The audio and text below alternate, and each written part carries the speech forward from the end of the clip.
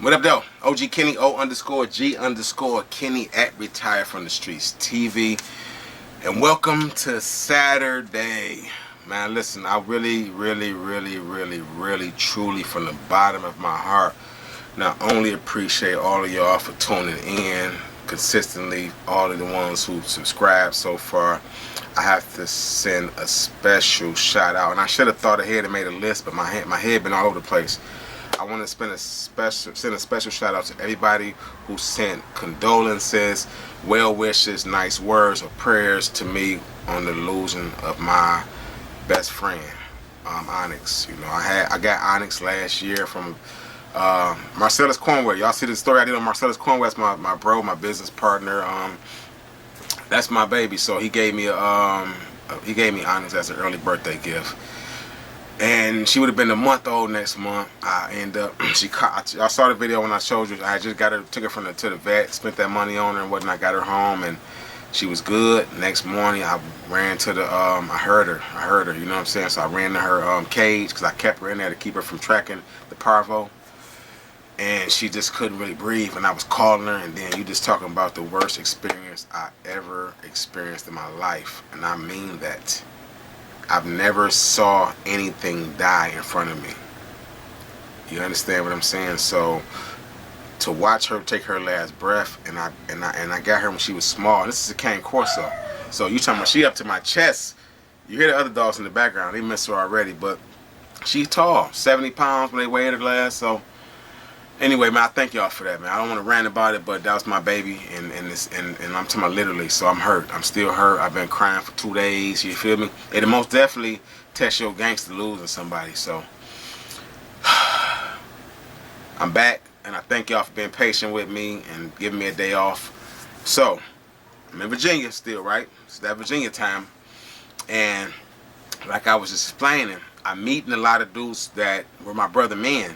My Muslim brothers, my Melanic Muslim brothers to be more specific, and we're on this yard together. And like I said, there is no real way to it was hard to figure out who was who in Virginia, because we didn't have the same way to communicate back and forth between inmates, if that makes sense. We couldn't get to the same information like other people can when you're up in Michigan. In Michigan, you could send word out in that day, but it's hard, you know what I'm saying, to get verification for a brother. So down there with a brother, and we rotating. Rotating mean we hitting the yard together. We talking, we kicking, we building, we sharing books, exchanging information. As far as you get up on some new information, share it with me. Each one, teach one, blah blah blah. Right? Destroy and rebuild, and that's what we were on back then. Let's eliminate all the garbage that society has been teaching us and pushing down our throat with this agenda to keep us down and back and from really harnessing our full potential. Right? This is what we was on. So we tapping in. Heavy conversations. Never, well, I can't say never. Barely a conversation when it was garbage. Because even when he was finding access to some of that good old, you know what I'm saying, them good old smoke libations, you feel what I'm saying? When he would come across a good old sack, he'd come holler at me. And mind you, I wasn't really into that heavy, so I just, you know, tap, a look, you know, hand it off. And that was my thing. I never really wanted to be fully out of my mind when I was incarcerated. I'm like, I'm not got to be in here fried, you know. So, bam, that happened, right? Only time was the story I told y'all, and I sped up. I fast forwarded when I told y'all. I almost told on myself because I got too blowed off the spud juice. But this wasn't that. Excuse me. I even have told y'all on my first Virginia story how I got pimped in prison, about the system was just different down there, like I say, and they didn't really check to see if this dude who was about to braid my hair, he had them. So it was just, when I went down there, I was on my dean. I was fully invested in me, and I was fully invested in cleansing myself. They had this dude with this tatas trying to braid my hair. I cut all my hair off, and when I did that, I went through a whole fasting phase for a minute, for about a month or two. When me and my brother I'm talking about, let's call him, I'm gonna give him a whole different name than what his sound like. Let's call him Richie X. Right? Let's say Richie X. So me and this dude Richie X hitting the yard together. You feel me? With a couple of other brothers though. You feel me? So as he telling me a bunch about his situation and how he grew up and whatnot, I don't hear a lot about his case. Now, there is a protocol that we have to follow when it comes to being a Melanic, and becoming inducted, you have to go through a screening process, right? So certain crimes, and you might call us wrong for feeling that way, but at the time it made total sense. You eliminate a lot of will-be problems later on by figuring out what type of crime and the severity of the crime that an individual was that had committed, right? A lot of times, if it was about a sexual altercation, right, where a guy was in the wrong, he was doing too much, then what we'll do is, with a CSC, a lot of them dudes, we don't even want to talk to you. If you told on somebody, we don't want to talk to you. If you're victimizing kids and old women and stuff, we don't want to talk to you, right? What for? It's not the type of energy we bring to the table. So me and this brother, we getting heavy and talking about incorporating our families when we get home. Like, man, I want you to meet moms, I want you to meet my people, bro. My brother like you. My kids gonna love you, bro. They gonna be calling you Unc, bro. We gonna have cookouts. I'm like, yeah, that's love. Because you know, it's very rare to find a dude you can click with the way I click with Richie X.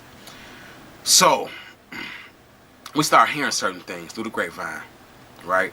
Little things about the brother, about his character, about things he had did in prison as well as in the street. Wasn't adding up, and it's very questionable behavior. And I'm talking about dealing with the homosexual scene, right, in prison, sexual situations that was wrong, CSCs, that was when he was in the street. So we hearing it, but you know me, I'm a person, where the paperwork, where the receipts at. You can't tell me nobody pitching for the other team or telling or none of that other stuff, all them blemishes that you could put on somebody, right, without proof. Because once you start spreading that word throughout the system and throughout the street, the grapevine, the prison grapevine move faster than the streets, I promise you. The information in the prison, we'll get it from the street, it'll travel through all these institutions in a day or so. You know, and that's how fast it moves, right? So our thing was, let's do some more investigation on the brother Richie X and see what's going on. So in the meantime, I gotta holler at him, because this is dude, you know, imagine your brother's coming to you and say, hey, our other brother on some garbage, and I'm with him every day.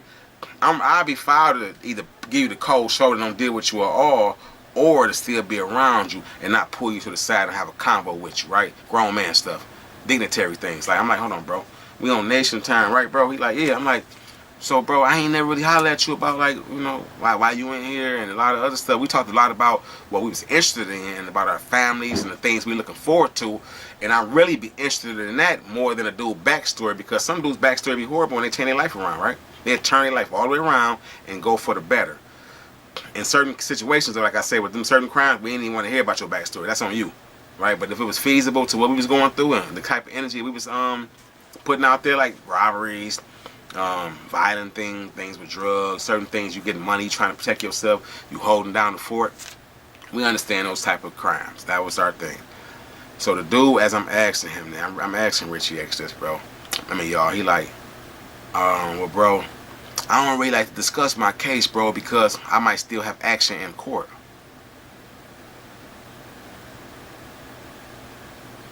So, I'm your brother, right?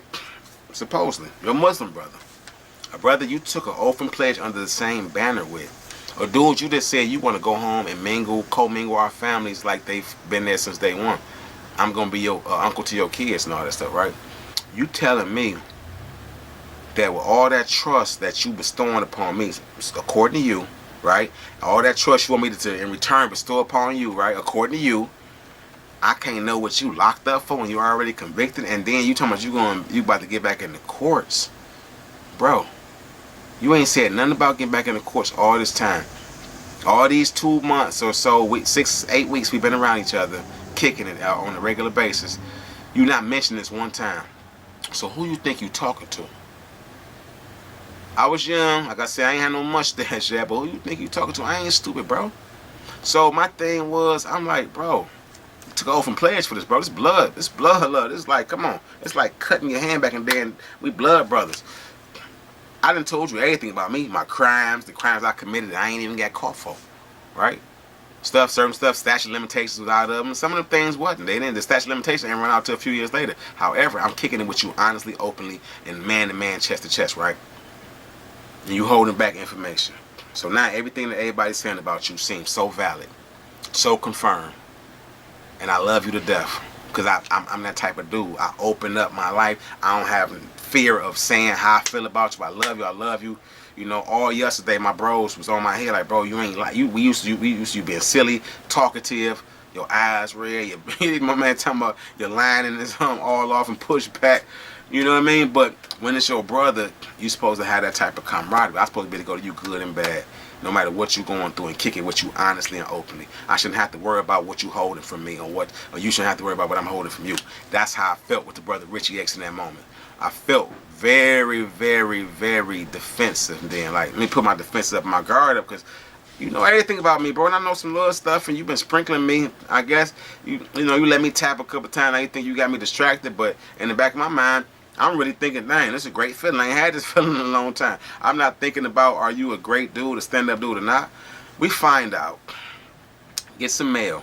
And this is how we used to send these information out. We just simply inquire about the health of a family member. Like, hey, you know this brother's such and such, his family member, right? They got hip to that, though. I promise you. They got hip to that and sent the, and when we had our notes, when we finally, when we got a ticket, they said this is how y'all communicate. They broke it down. But we used to say, how's this brother Richie X mother and father doing? We heard they both having health problems, right? And if they send it back, say, hey, if his parents are good, that means he's solid. If they send it back saying, well, his mama going through this, his daddy's sick as well, it don't look good for him, right? They both in bad shape. That means his character's bold. Right? That means he wasn't raised right. We use the parent analogy because like you wasn't raised right. But like I said, the MDLC had got hip to that, and in certain kites that dudes got caught with and whatnot, and so they, you know, that's old. But my point is, when we got that information back, you know, and then just so crazy is that the brother ended up calling home. Who got the letter? He called home to his people who sent the letter and said, no, like. Because this is how I go, right? One brother in Michigan called home to the brother in Virginia's family member and say, hey, when you talk to him, let him know this dude in there for this, that, and other. We sent the mail out already, whatever. You know what I mean? So when the mail comes, you get certain information. Over the phone, you get all the fill-in-the-blank stuff, right? So when the fill-in-the-blanks, you getting like, oh, yeah, he ain't here for that. She was this age, 12 or whatever. She ain't here for that. She was, you know what I mean? It was a little boy. It was, you know, you got several instances of this, right? Several. It ain't like you just like was sleep one night and your girlfriend, little fast daughter that was 17 came and slid in the bed with you, and you know, you feel what I'm saying? Even then, that's a baby to me. But I'm just saying, it ain't like one of them where you could almost explain it to some dudes. You can't explain this to no dude who got his right sound mind about himself, who stand up, kids, children, right? And it's like you supposed to be in here on military time. How we gonna trust a dude to keep our nation strong and to build funds, right? And to build defenses up, social defenses for these women and children. Get them to school safe. Get them home safe. Make sure they got well-lit neighborhoods at night. Make sure we got cars riding around. That's what I mean by putting our defenses up, right? Making sure ain't no outside entities coming into our communities and disrupting things. How we gonna trust that in your hand when you in here lying about your situation? And then your situation is foul as hell, bro. I mean, damn, come on now. And then you think nobody never gonna find out about this? And we got brothers, several brothers. That's why I say I don't care what you say to me. Assalamu alaikum, Masi Salah, Islam. I don't care about none of that, bro. I'm gonna greet you back. I'm gonna greet you in return, Islam. Wa alaikum assalam rahmatullah. Hey, my salam. Hallelujah, praise the Lord, all that. I'm going to greet you back. But if your character do not add up with what you're saying in your walk, I don't care what banner you fly up under. Too many ministers out here, too many guys out here in position who using that for power and influence to do things wrong and foul to women and children, right? So when I say that to say this, all this whole story, it's so hard when you got somebody who you consider your dog, right? But you're not watching them close enough. You don't never know what kind of sickness they moving with. And that story is so relevant because when I lost Onyx, I felt like I fumbled the ball a little bit, y'all. Because I should have watched my dog a lot closer and understood what she was carrying with her. That's going to forever haunt me, and that hurt. You understand me? And before I get too emotional, let me move on with this story, right? The brother, when we got the information to confront the brother, right? He tried to explain a bunch of things. Tried to explain it off. Well, no, that wasn't with that. That wasn't the case, bro. I had got out the shower and wrapped the towel around me, got in the bed. Then they think I'm their daddy, so they come and climb in the bed with me. I'm like, bro, that ain't what this little kid said to the police. This little kid said specifically what you done to them that was wrong, that was inappropriate, where you touched them and how it made them feel and all that, right? In front of their mama, in front of other witnesses, these children spoke up against you.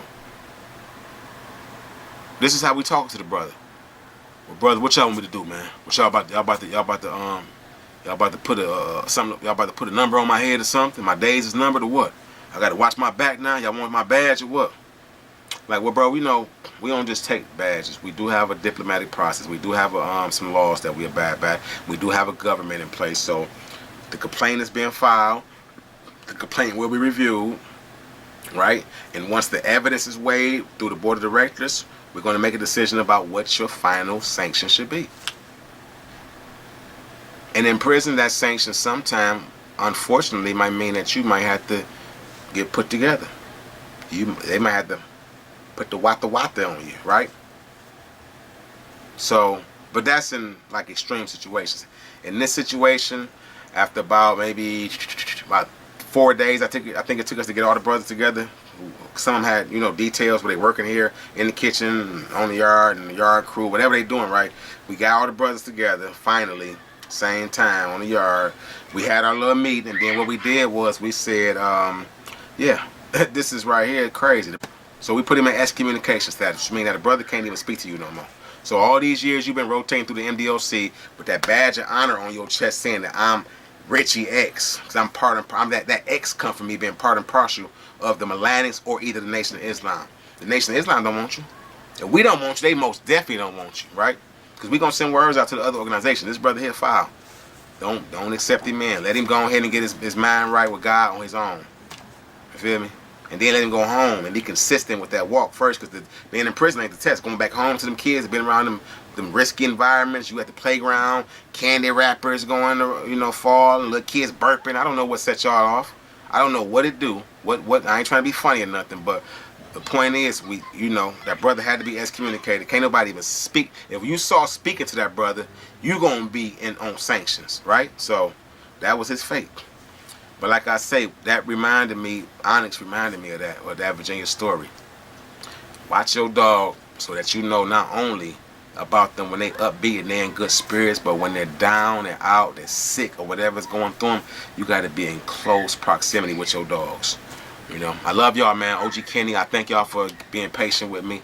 You hear the kids out there running around, my daughter, my nieces. I'm about to go drop my daughter off at a birthday celebration. And I'll see y'all tomorrow for Church Crime Sunday. If y'all haven't subscribed, please do so, man. Dedicate this episode and probably a lot more to my baby Onyx. Rest in peace, Onyx Brielle. I love you, and I really am sorry I couldn't save you, And until next time, I'll see y'all. OG Kenny, O_G_Kenny, at Retired from the Streets TV, and I'm out.